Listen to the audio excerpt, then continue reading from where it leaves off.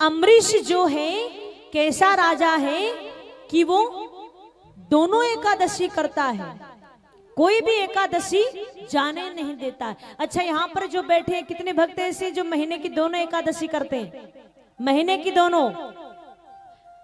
अच्छा, और महीने की एक बस, बाकी नहीं करते एकादशी। एकादशी बड़ी अनिवार्य है जीवन में।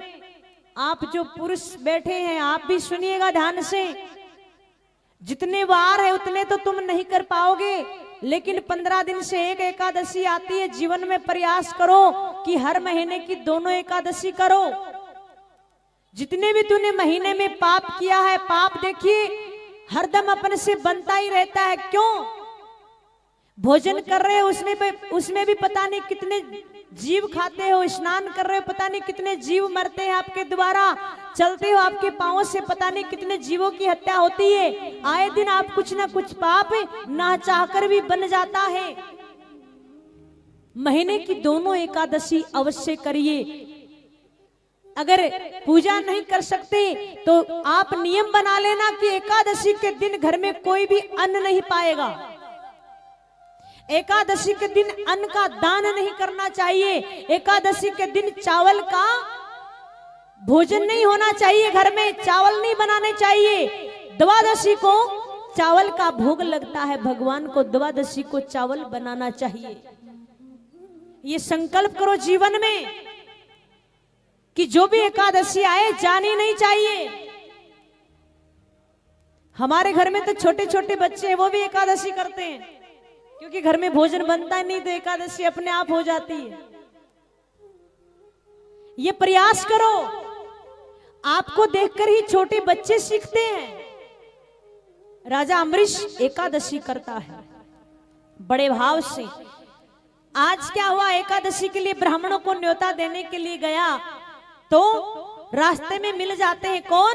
दुर्वासा ऋषि। दुर्वासा ऋषि को भी कहा सुनिए अब प्रायण हम करने वाले हैं, आप आइएगा। तो आप जब पधारेंगे जब भी हम एकादशी खोलेंगे। बोला ठीक है।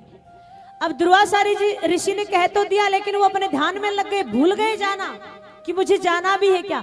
इधर ब्राह्मणों ने कहा देखिए मुहूर्त निकला जा रहा, फिर कोई फायदा नहीं, एकादशी आप खोल लीजिए। काफी इंतजार करने के बाद में जैसे ही तुलसी का दल मुख में रखा, इतने में ही दुर्वासा ऋषि का आगमन हो गया।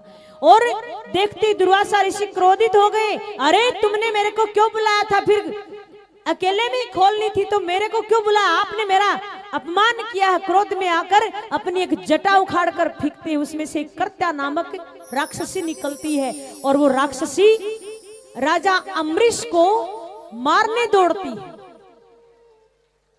मारने दौड़ती है तो क्या होता है, राजा अम्बरीश कहीं गए नहीं, किसी को कहा नहीं कि इसको मारिए नहीं, वहीं खड़े खड़े भगवान का ध्यान करने लग जाते हैं और भगवान का सुदर्शन चक्र आता है, कर्त्या को मार देता है।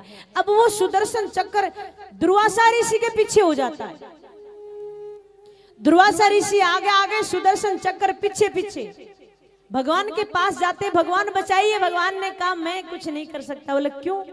बोला जब मेरे भगत पर कोई संकट आता है, कोई समस्या आती है, कोई विपत्ति आती है, तो ये सुदर्शन चक्र मेरी भी नहीं सुनता, अपने आप चल पड़ता है। अगर तुमको कोई बचा सकता है तो वापिस अम्बरीश के पास जाइए, वो ही बचा सकता है।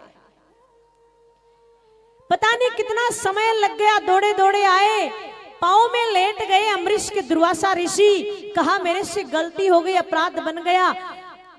राजा अम्बरीश ने कहा ये क्या कर रहे हो, नहीं आइए आप भोजन पाइए। दुर्वासा ऋषि ने कहा आपने भोजन नहीं किया? बोलो नहीं महाराज, हम तो आपका इंतजार कर रहे थे कि आप कब आए।